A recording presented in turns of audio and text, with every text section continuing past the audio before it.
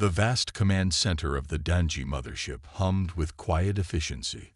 High Commander Ta Min studied the holographic projection of a small blue planet, his four-fingered hand stroking his chin ridge thoughtfully. "Primitive," he muttered, zooming in on the scattered satellites and space stations orbiting the world. "Still using chemical propulsion for most vessels. No true faster-than-light capability detected." Science Officer Du Hyun approached with a datapad. "The humans have achieved limited solar system exploration, High Commander. They maintain outposts on their moon and neighboring planet. Our long-range scans indicate they may be close to developing rudimentary gravity manipulation, but they're at least a century from achieving anything comparable to our technology." Ta Min nodded, his silver eyes reflecting the blue glow of the Earth projection. "Another species to bring into the collective, then. Prepare the diplomatic fleet. Standard first contact protocols." "Sir," Du Hyun hesitated. "There's something unusual in their communication patterns. They seem unnecessarily guarded. All young species fear the unknown," Ta Min replied. "Once they understand the benefits of joining the Danji collective, they'll welcome us as all the others have." Do Hyun wasn't convinced, but knew better than to argue. The Danji had peacefully incorporated 17 species into their alliance. Humans would be the 18th. Admiral Song Ji-woo stood at the viewport of the UES Indomitable, watching technicians perform maintenance on the massive ship's outer hull. At 53, she had spent most of her life preparing for this moment, though few believed it would ever come. Her comm unit chimed. "Admiral, it's Captain Kim. We've confirmed the readings. Multiple objects decelerating at the system edge. Definitely not natural phenomena." Ji-woo's expression remained calm, but her heart raced. "How many?" "7 large vessels, sir. Biggest one's about 3 kilometers long. Nothing like we've ever seen before." "Understood. Implement Sentinel Protocol. I want the 7th Fleet at combat readiness in 6 hours." "Sir, the Security Council hasn't authorized." "I'll deal with the politicians, Captain. Just get those ships ready." Ji-woo ended the call and stared back at the stars. 30 years ago, a damaged alien craft had crashed in the Pacific Ocean. The technology recovered had revolutionized human science, but the ship's logs contained something more valuable. A warning. The galaxy was full of life, and not all of it was friendly. In Geneva, the emergency session of the United Earth Security Council erupted into chaos. "This is outrageous," shouted Representative Lee. "Admiral Song has mobilized a battle fleet without authorization." Defense Minister Park remained composed. "The Admiral is following established protocols for potential first contact scenarios." "With warships?" Lee countered. "What message does that send to potentially peaceful visitors?" Minister Park slid a tablet across the table. "These visitors are approaching with 7 vessels, each heavily armed according to our sensor readings. Should we greet them with a single unarmed shuttle instead?" President Garcia raised her hand for silence. "We've been detecting their scans for days. They're studying us. If their intentions were purely diplomatic, why not announce themselves from a distance?" The room fell quiet. "Admiral Song has my full support," Garcia continued. "We hope for peace but must be prepared for all possibilities. The 7th Fleet will maintain a defensive posture only." On the bridge of the UES Indomitable, Ji-woo reviewed the deployment of her ships. The 7th Fleet consisted of 12 vessels, positioned in a loose formation between Earth and the approaching aliens. Lieutenant Yu ran up to her station. "Admiral, we've got the new data on the alien fleet. Their configuration suggests a ceremonial approach rather than combat positioning." Ji-woo studied the holographic display. "Maybe. But I don't like how they're spreading out. Keep our defensive systems at full readiness, but power down external weapon indicators. Let's not appear threatening unless necessary." Her executive officer, Commander Kang, approached with a troubled expression. "Admiral, we've received another message from Geneva. Some council members are demanding we pull back to lunar orbit." Ji-woo sighed. Tell them I'll adjust our position when the situation warrants. Until then, we hold this line." She turned to the communications officer. "Any response to our greeting messages?" "Nothing yet, Admiral. We've been broadcasting on all frequencies in all known mathematical sequences. Keep trying." Jiwoo turned back to the viewport. The alien ships would be visible to the naked eye soon. In his private chamber, High Commander Tan Min reviewed the reports with growing concern. "They've positioned military vessels to intercept us," he said to Science Officer Do Hyun. "Primitive vessels, but arranged in a defensive formation." Do Hyun studied the data. "It's puzzling. Their technology appears inconsistent. Most of their space infrastructure is basic, yet these military ships. Some readings suggest advanced power systems that shouldn't be possible at their development stage. Perhaps they've had outside contact already," suggested Tamin. "Run a deeper scan of their vessels." Minutes later, Do Hyun returned, his expression troubled. "Sir, we've detected energy signatures similar to Vran technology." Tamin's eyes widened. The Vran were an ancient species that had disappeared thousands of years ago. Impossible. The humans couldn't have developed such technology independently. "They didn't," Do Hyun replied quietly. "I believe they've salvaged Vran technology, but how they acquired it remains unknown." Tan Min stood, suddenly wary. "Adjust our approach, slow our speed and maintain distance. Send a clear message of peaceful intent, but be prepared for anything." On Earth, billions watched their screens as the first confirmed alien visitors approached. In homes, schools, and public squares, humanity collectively held its breath. In the Indomitable's engine room, Chief Engineer Bake monitored the experimental drive system. Based on technology from the crashed alien ship, the quantum displacement engine remained untested in actual combat. She ran another diagnostic, hoping they wouldn't need to find out if it worked. On the bridge, Admiral Song received an urgent communication. "Admiral, we're detecting intense scanning beams from the alien fleet. They're penetrating our standard shields." "Activate the quantum diffusion field," Jae-woo ordered.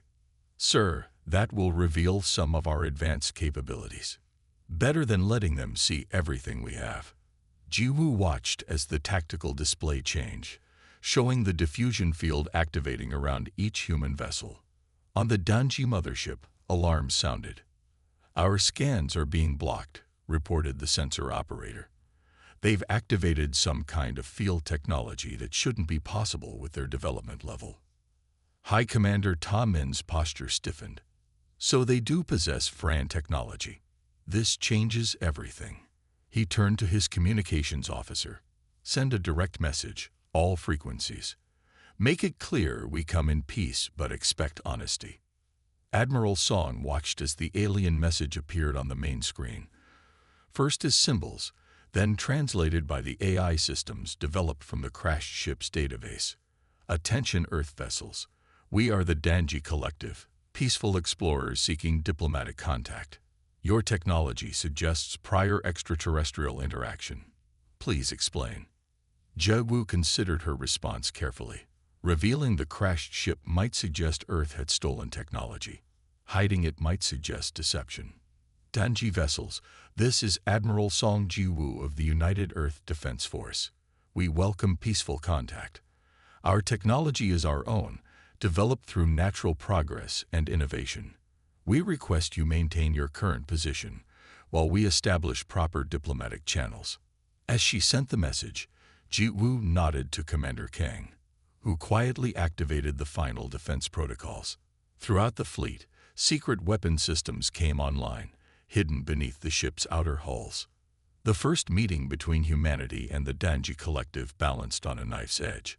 Both sides claimed peace while preparing for war, each suspecting the other of hiding their true nature.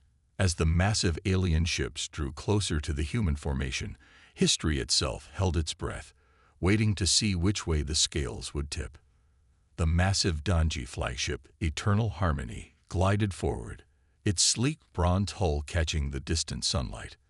6 smaller vessels flanked it in a formation that the Danji considered a symbol of peaceful approach. To human eyes, however, it looked like an attack formation. On the flagship's bridge, Supreme Leader Taiwan stood with his hands clasped behind his back. The view screen showed the human ships arranged in what his military advisors called a defensive wall. They positioned themselves as if expecting attack, said Military Commander Junho. These humans showed disrespect before discussions even begin. Taiwan's four-fingered hand waved dismissively. They are young and fearful. All primitive species react with caution to first contact. The Supreme Leader turned to Communications Officer Minsu. Send our greeting again. Use the updated translation matrix. Minsu nodded, his scaled fingers working across the control panel. Message sent, Supreme Leader. Admiral Song Ji-woo watched the massive alien flagship with growing concern. The Danji vessels had arranged themselves in what her tactical officer described as a classic pincer formation. Another message coming in. Admiral, reported Communications Officer Park. The message appeared on screen. Earth vessels, your positioning suggests hostility. The Danji Collective comes with peaceful intentions to welcome you into galactic society. Please adjust your formation to standard diplomatic configuration. Ji-woo frowned. What do they mean by standard diplomatic configuration? Lieutenant Yu consulted his terminal. Unknown. Admiral. Our translation AI is struggling with several concepts in their messages. Send this reply. Ji-woo decided. Danji Collective, we maintain a defensive posture as is standard for first contact protocols. We intend no hostility but must ensure Earth's security. Please clarify your expectations. As the message transmitted, Commander Kang approached. Admiral, our sensors have completed deep scans of their vessels. Their technology is far beyond ours in most areas. Most areas? Ji-woo raised an eyebrow. Yes, except for our quantum systems reverse-engineered from the crashed ship. In those specific areas, we might actually have an edge. Ji-woo nodded slowly. Let's hope we don't need to find out. On the Danji flagship, young scientist Han Yunji studied the human vessels with growing fascination and alarm. As the lowest-ranking science officer, she stood at the back of the bridge, carefully reviewing data that her superiors had dismissed. Supreme Leader, she finally said, breaking protocol by speaking without being addressed first, I've detected unusual energy patterns from the human ships. The bridge fell silent. Supreme Leader Taiwan turned slowly, his silver eyes narrowing. Explain yourself, junior scientist. Yunji swallowed hard but continued. Their vessels show energy signatures that match no known developing civilization's technology. Specifically, their shielding appears to use quantum displacement principles. Impossible, scoffed Chief Science Officer Du Hyun. Quantum displacement is beyond even some collective members. These humans barely have lunar colonies. Yunji persisted, bringing up a holographic display. The evidence is clear, sir. These readings closely match theoretical models off. Enough, Du Hyun interrupted. The human vessels simply confused our initial scans. Their primitive nuclear drives create unusual signatures. Supreme Leader Taiwan studied Yunji for a moment. Your concern is noted, junior scientist. Return to your station. Admiral Song reviewed the latest translation from the Danji. They want us to spread our ships out as a sign of trust, she told her command staff. Apparently our current formation is considered aggressive in their culture. With respect, Admiral, said Tactical Officer Min, dispersing the fleet would leave us vulnerable. Ji-woo nodded. I'm aware. Send this response. We appreciate your cultural perspective. Our formation represents standard protection for our homeworld. We propose a neutral meeting point beyond lunar orbit for initial diplomatic contact. As the message sent, an alert sounded. Lieutenant Yu looked up from his console. Admiral, the alien vessels are powering up something. Energy readings are spiking. Battle stations, Ji-woo ordered calmly. But hold fire unless I command it. The demonstration will be brief and controlled. Supreme Leader Taiwan explained to his officers. A single energy pulse directed between their vessels, not targeting any ships. This will show them our technological superiority and encourage proper diplomatic positioning. Commander Junho nodded. A wise decision. Supreme Leader.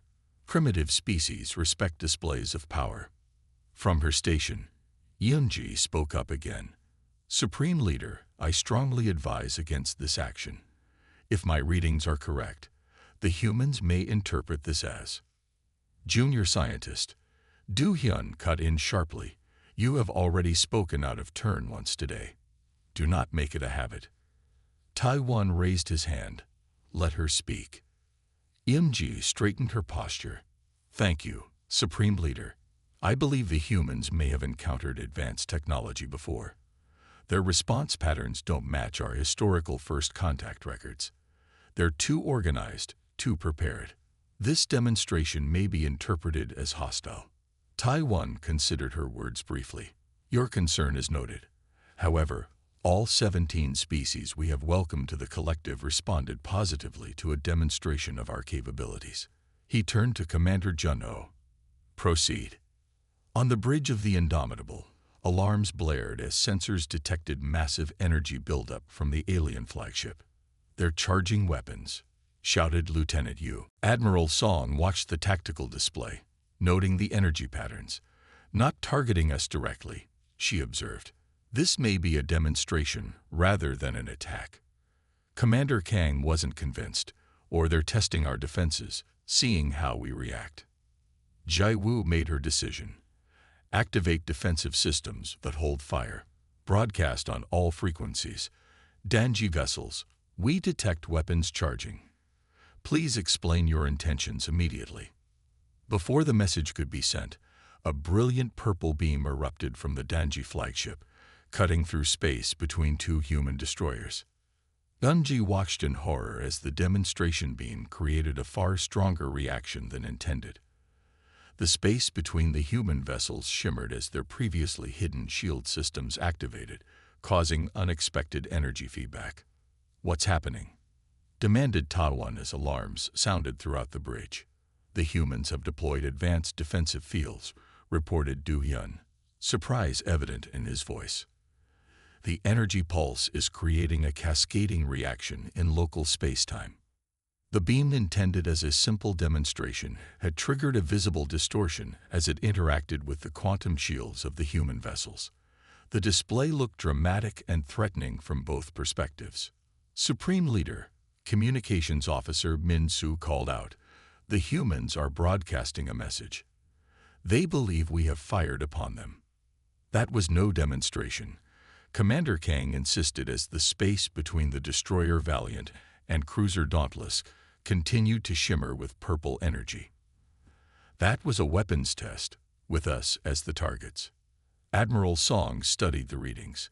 Their beam interacted with our quantum shields in ways they probably didn't anticipate. She turned to communications. What's their response? They claim it was a cultural misunderstanding, Admiral. A traditional display of technological achievement meant to initiate formal relations. The tactical officer interrupted. Admiral, all Danji vessels are now activating their weapon systems. Jaewoo's expression hardened. So much for peaceful intentions. Bring all defensive systems to full power. Prepare countermeasures. On the Danji flagship, confusion reigned. What was intended as a simple demonstration had escalated dramatically. The humans are activating weapons across their fleet, reported Commander Junho. They completely misunderstood our intentions. Taiwan's expression darkened, or they're revealing their true nature. No primitive species should possess technology that could create such a reaction to our demonstration. MG tried once more. Supreme Leader, I believe there's been a significant miscalculation. We should. Silence. Taiwan finally lost his patience. The humans have concealed advanced technology and responded to our peaceful display with hostility. They leave us no choice. He turned to Commander Junho. Prepare all vessels for defensive action. We will not fire first, but we will be ready. As both fleets raised their shields, and charged their weapons. The first contact between humanity and the Danji collective teetered on the edge of disaster. Communications continued, but each side now viewed the other's messages with deep suspicion. What began as a diplomatic mission had become a standoff, with neither side willing to back down, and both convinced the other had shown its true hostile intentions. Supreme Leader Taiwan stood rigid on the bridge of the Eternal Harmony, his patience exhausted. For 3 hours, messages had gone back and forth between the Danji fleet and human vessels with no resolution. The humans refused to disperse their defensive formation, and Taiwan would not retreat. "They leave us no choice," he announced to his command staff. "Fire warning shots across their formation. Target empty space 500 meters in front of their lead vessel." Commander Junho hesitated. "Supreme Leader, Junior Scientist Han's analysis suggests." "I am not interested in the theories of an inexperienced scientist." Taiwan cut him off. "The humans possess some advanced technology, yes, but nothing that can match our full capabilities. Once they witness our true power, they will stand down." Junho bowed his head. "As you command." 3 Danji vessels fired simultaneously, purple energy beams slicing through space just ahead of the human flagship. On the bridge of the UES Indomitable, Admiral Song Ji-woo watched the energy weapons flash dangerously close to her ship. "That was no demonstration," she said calmly. "That was a warning shot." Commander Kang nodded grimly. "They're testing us, seeing if we'll back down." Ji-woo straightened her uniform and looked around at her crew. "We've prepared for this moment for 30 years. Activate Chimera Protocol. All ships, defensive measures authorized." Throughout the human fleet, hidden compartments opened in the hulls, revealing weapon systems that had remained concealed during all previous scans. The ships shifted formation slightly, moving into what the tactical simulations had determined would be optimal positioning against this specific alien configuration. "Return fire," Ji-woo ordered. "Targeted warning shots only. Show them what we can do." Han Yunji gasped as new data flooded her console. "Supreme Leader, the human vessels are revealing hidden weapon systems. Energy signatures indicate." She stopped, staring at her readings in disbelief. "Speak, Junior Scientist," Taiwan commanded, now paying full attention as alarms sounded across the bridge. "The humans are deploying technology with Arcan energy signatures," she said, her voice barely above a whisper. The bridge fell silent. The Arcan were not just any ancient species, they were legendary warriors whose empire had spanned half the galaxy before mysteriously vanishing 10,000 years ago. Before Taiwan could respond, the tactical officer shouted, "Incoming fire." Streaks of blue-white energy shot from the human vessels, deliberately missing the Danji ships, but demonstrating precision and power that should have been impossible for such a young species. Taiwan's expression hardened. "Impossible. They must have stolen this technology. No primitive race could develop such weapons independently." He turned to Commander Junho. "Target their lead vessel. Disable only." Ji-woo watched the Danji response on her tactical display. 3 enemy vessels were converging their fire on the Indomitable. "Quantum shields at maximum," reported Tactical Officer Min. "Impact in 5 seconds." Ji-woo nodded calmly. "All hands brace for impact. Let's see what these shields can really do." The purple energy beams struck the Indomitable shields, and something remarkable happened. Instead of the expected explosion, the shields seemed to absorb the energy, glowing brighter with each second of sustained fire. "Shields holding at 92%, Min reported, unable to keep the surprise from his voice. "The alien weapons are less effective than our simulations predicted." Ji-woo allowed herself a small smile. The crashed ship's records were right about Danji weapons technology. Their energy-based systems are powerful but predictable. She turned to her weapons officer. "Return fire. Rail cannons only. Target their weapons arrays." On the Danji flagship, confusion turned to alarm as the sensors reported the results of their attack. "Impossible." Chief Science Officer Du Hyun exclaimed. Their shields are absorbing our primary energy weapons. Before anyone could respond, the human vessels fired. But instead of energy weapons, solid projectiles accelerated to incredible speeds, tore through space toward the Danji ships. Evasive action, Commander Junho ordered, but too late. The kinetic projectiles slammed into the Danji vessels. Their shields, designed primarily to counter energy attacks, offered minimal resistance to physical objects moving at such velocities. Weapon systems damaged on vessels 3 and 4, reported the tactical officer. Shield generators failing on vessel 6. Taiwan's silver eyes widened in shock. How can this be? Their technology should be centuries behind ours. Han Yunji spoke up from her station. Supreme Leader, I believe I understand what's happening. The humans must have salvaged Arkan technology. Their shields are designed to absorb energy rather than deflect it, and they're using kinetic weapons because they know our defenses are optimized against energy attacks. Do Hyun shot her an angry look. Ridiculous. The Arkan disappeared millennia ago. This is obviously technology stolen from another modern species. Sir, Yeonji persisted, bringing up a comparison on her screen. The energy signature patterns are unmistakable. I've been studying ancient technology records, and these match fragments of Arkan design we've discovered on abandoned worlds. Admiral Song watched as her fleet's first volley struck the alien ships with visible effect. Their beautiful formation broke apart as damaged vessels moved to protected positions. They're regrouping, Commander Kang observed, likely adapting their shields to counter our kinetic weapons. Jai Wu nodded. We won't get another easy shot like that. All vessels, implement attack pattern Theta. Prepare Phase 2 weapons. Throughout the human fleet, a new set of weapons came online. Hybrid systems that combine conventional explosives with quantum displacement technology. These had been the most difficult to develop from the crashed ship's database, but potentially the most effective against the specific defenses used by the Danji. The aliens are broadcasting again, reported Communications Officer Park. On screen, Ji Woo ordered. Supreme Leader Ta Won's alien face appeared, his expression severe.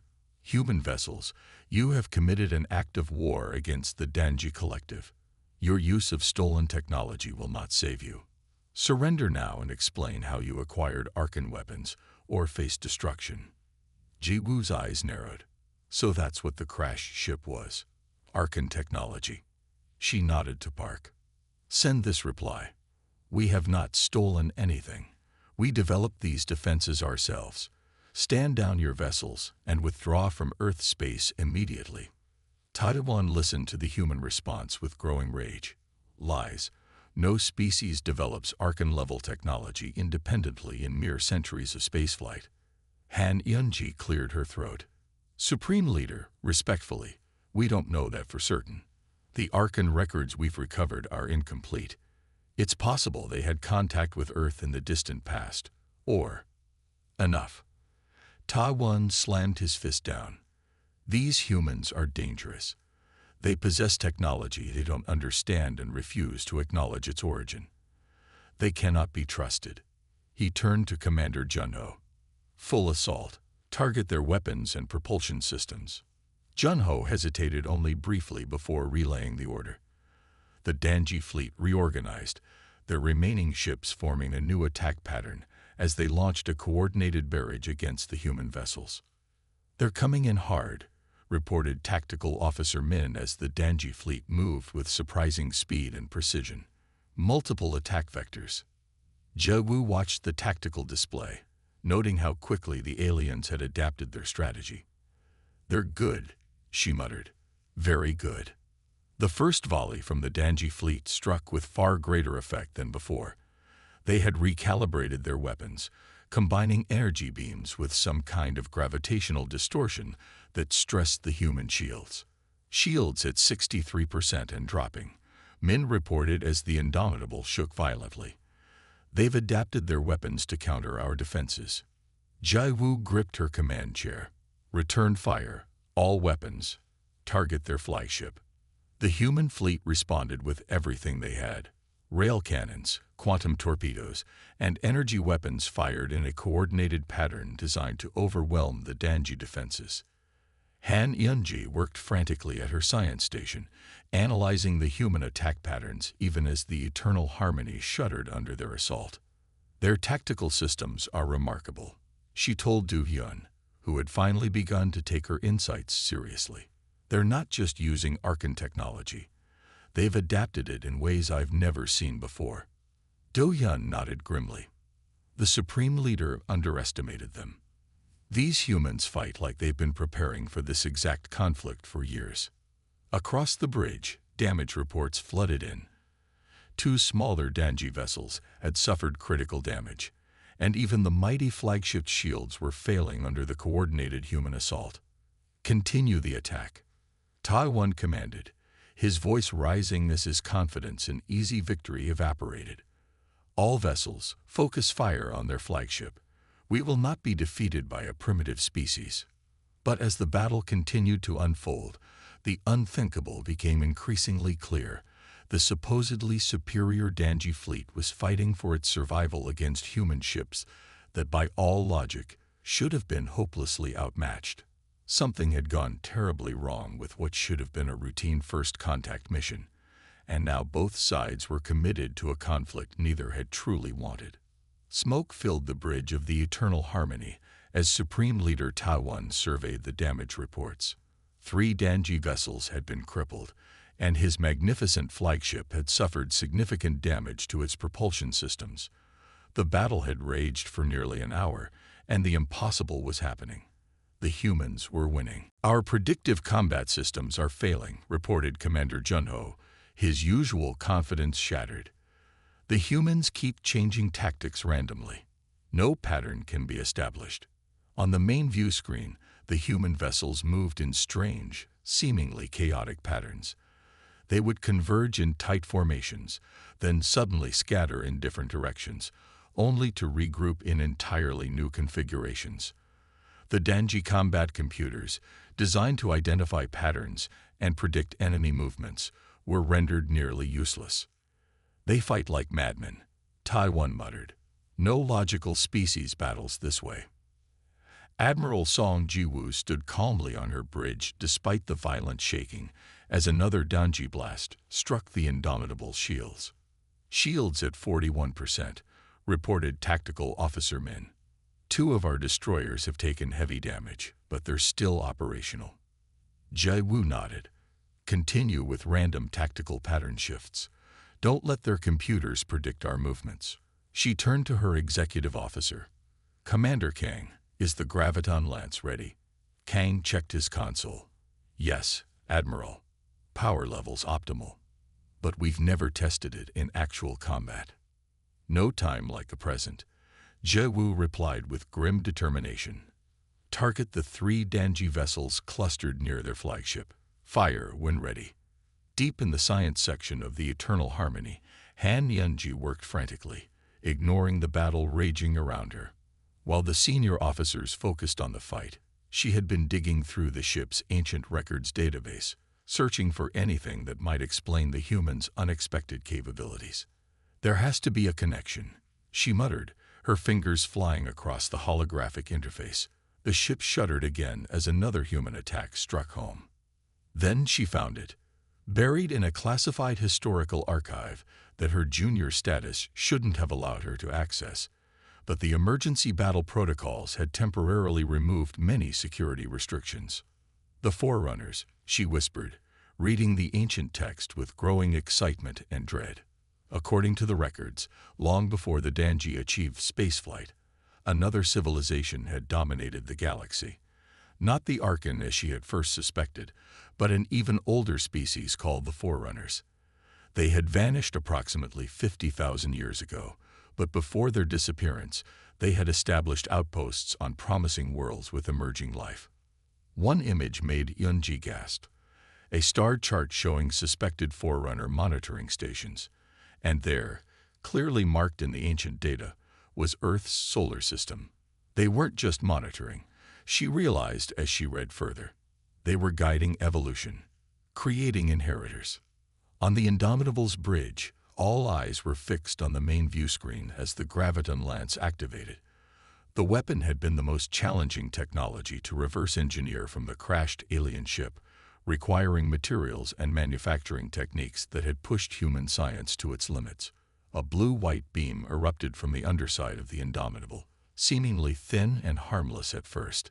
But as it reached the targeted area of space between three Dangi vessels, it expanded into a swirling vortex of gravitational distortion. The effect was immediate and devastating. The Dangi ships, caught in the artificially generated gravity well, were pulled toward each other. Their shields, designed to repel outside forces, did nothing against the fundamental warping of spacetime itself.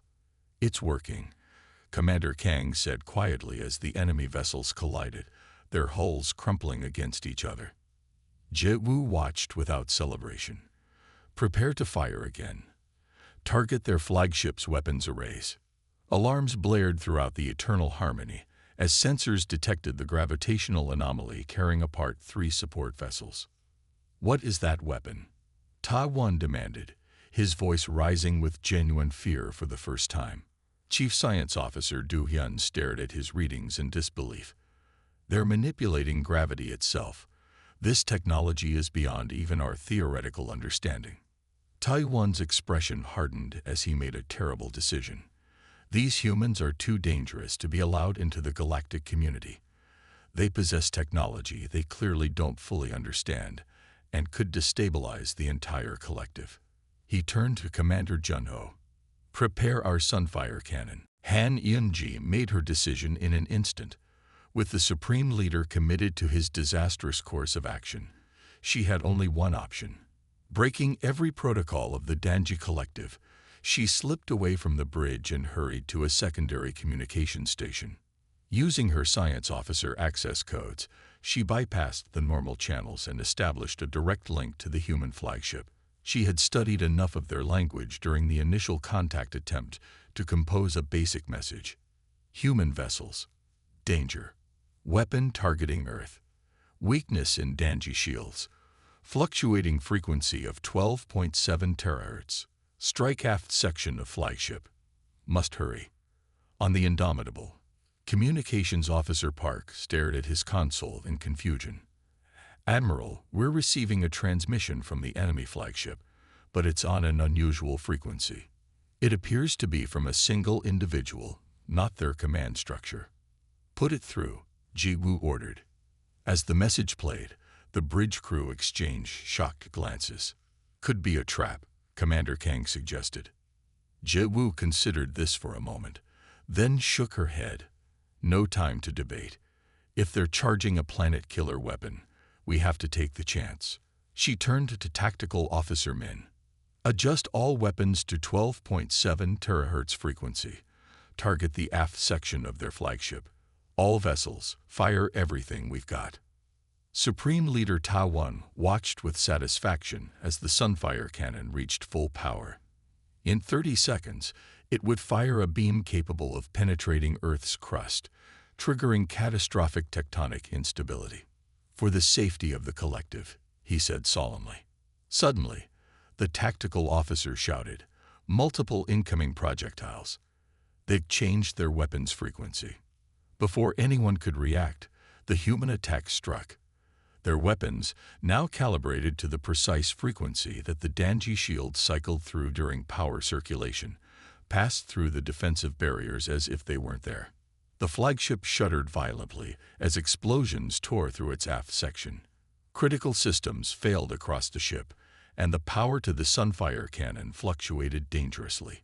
"Weapons system destabilizing," warned weapons officer. "We can't fire safely." Ta-1 stared in disbelief at the damage reports. How did they know exactly where to strike? How did they know our shield frequency? His gaze fell on the empty science station, where Han Eun-ji should have been, and terrible understanding dawned on his face. Admiral Song watched as the Dangi flagship listed to one side, secondary explosions rippling along its massive hull. The energy buildup that had so concerned her sensors was dissipating quickly. "Their weapon is powering down," reported Lieutenant Yu. We hit something critical. The information was accurate, Ji Woo said quietly. Someone over there just saved Earth. She turned to communications. Broadcast on all frequencies. Danji flagship, your weapon has been disabled. Your fleet is crippled. Surrender now. As the human fleet surrounded the damaged alien vessels, the battle that had begun with a cultural misunderstanding and escalated to the brink of planetary destruction finally came to an end. But the true revelation, the connection between humanity and an ancient civilization that had once ruled the stars, was just beginning to unfold. The Great Hall of the United Earth Government headquarters in Geneva had never hosted such an unusual gathering. On one side sat Admiral Song Ji-woo and her senior officers in their formal blue uniforms. On the other side sat 7 Danji representatives, their silver-gray skin and four-fingered hands marking them as distinctly non-human. At the center of the Danji delegation was Han Yunji, now bearing the hastily created title of interim ambassador. 3 weeks had passed since the battle that humans were already calling the First Clash. The damaged Danji flagship Eternal Harmony now orbited Earth under human control, its crew confined but treated well. Supreme Leader Taiwan remained in medical isolation, having suffered serious injuries during the final attack on his vessel. President Garcia opened the proceedings with measured words. Today marks a historic moment for both our peoples. What began as a tragic misunderstanding has brought us to the edge of either lasting conflict or meaningful cooperation. The choice lies before us. Han Yunji rose to speak, her translator device converting her words to clear English. On behalf of the Danji Collective, I wish to formally apologize for our actions. We approached Earth with deep misconceptions and dangerous arrogance. She paused, glancing at her fellow Danji, who nodded reluctantly. We never imagined finding a young species wielding technologies we barely understand. Admiral Song studied the alien scientist who had saved Earth with her desperate warning. Despite their different biology, she could recognize courage when she saw it.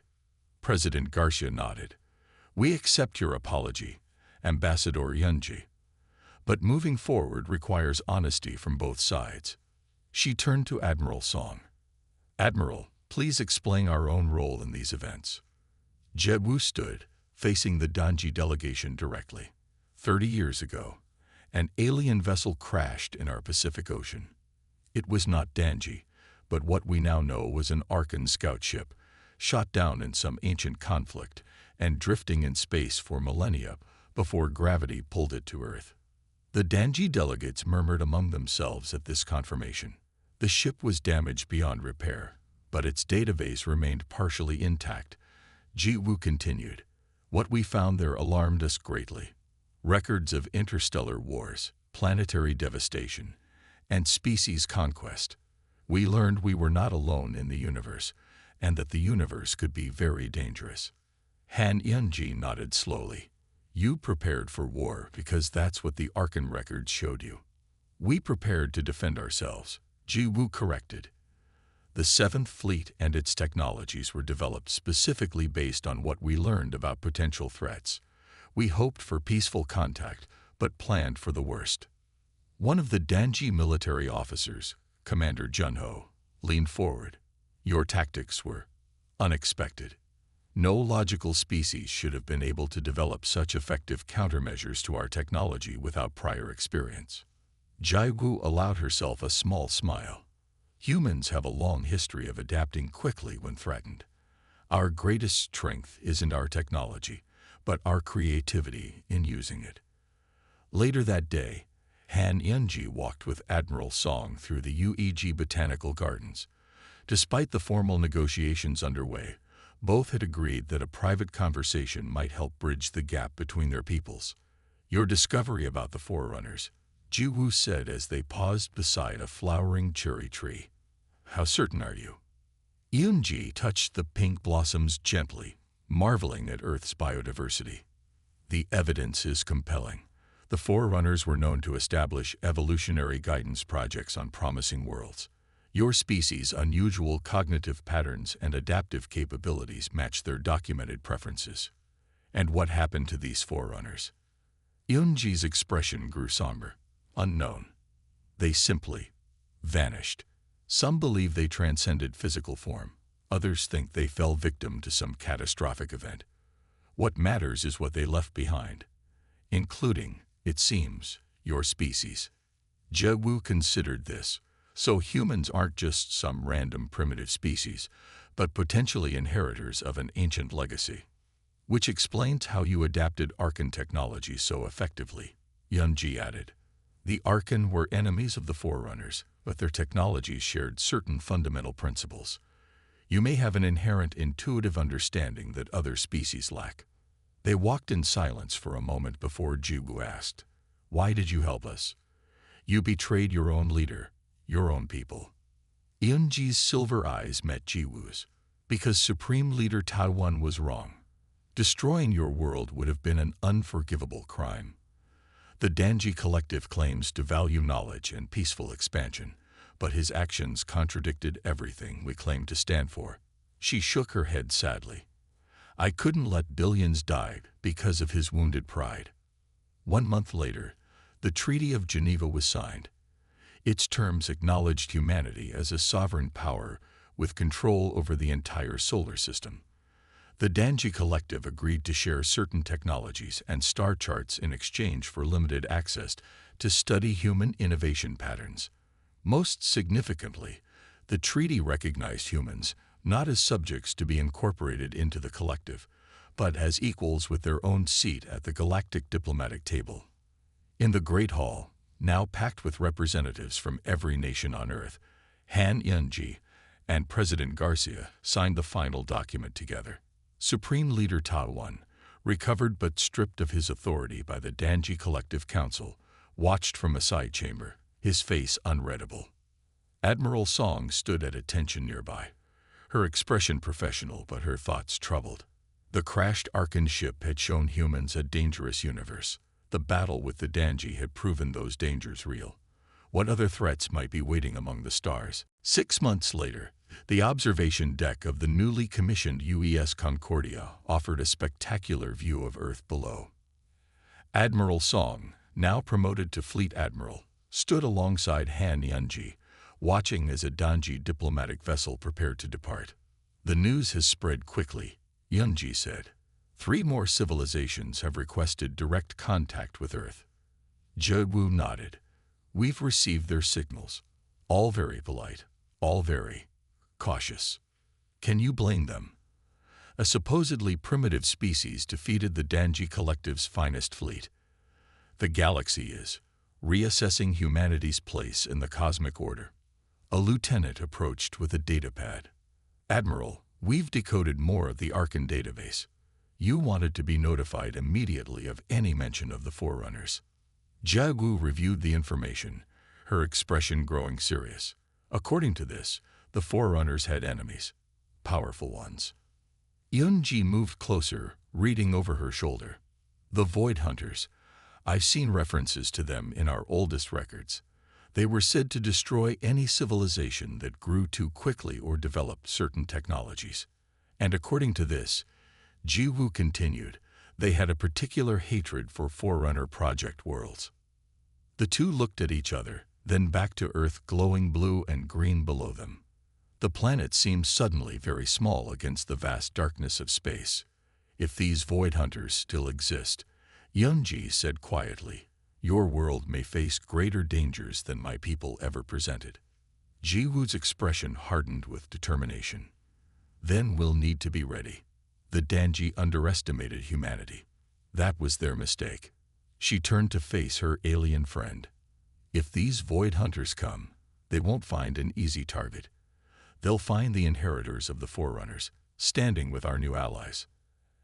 As the Danji vessel departed in a flash of light, humanity's first chapter of interstellar relations came to a close. But in the vast darkness between the stars, ancient forces stirred.